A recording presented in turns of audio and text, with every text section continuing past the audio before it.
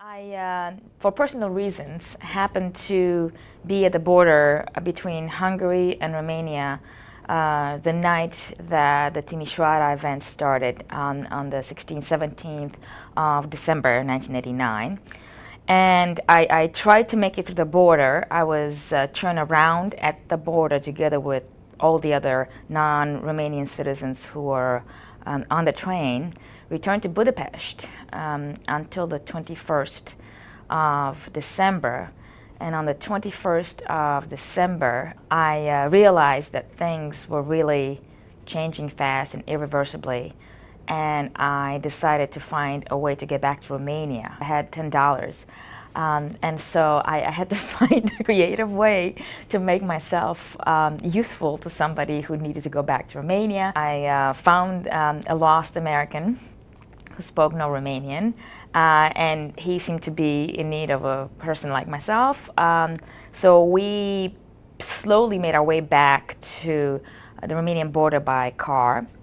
And by the 23rd of December, which was right after Ceausescu fled, I had returned to Romania. And I spent then another 3 weeks in Romania. So I sort of saw the revolution initially in Budapest as it was just starting, and then from the border driving from Arad through Sibiu. Sibiu was a place where there was a lot of violence, and in fact, on the morning on the 23rd, I was driving with an American citizen, a Hungarian citizen who was a translator for the Spanish journalists we had with us. 6 o'clock in the morning, the sun was just coming up.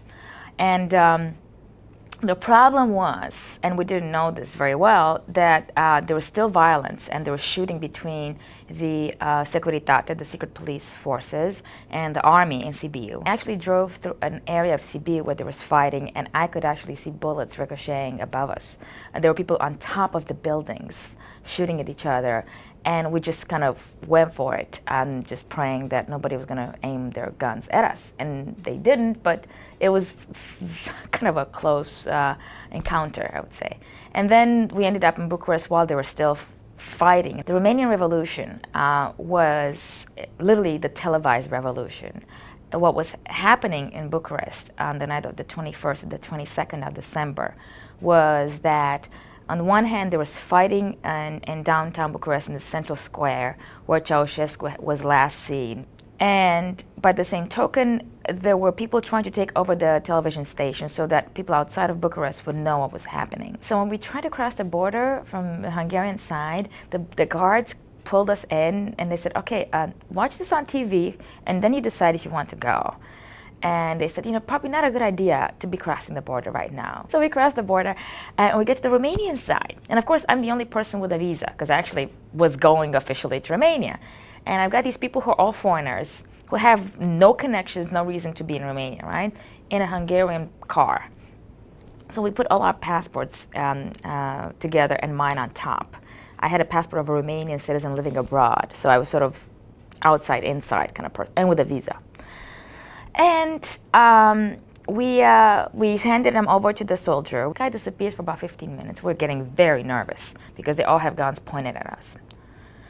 And then I finally asked the guy in Romanian, is there a problem? And we took something like $25.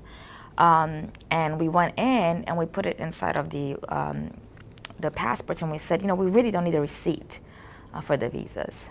And $25 got us into Romania. But what was interesting is they were watching the television also, and they didn't know how to interpret this either.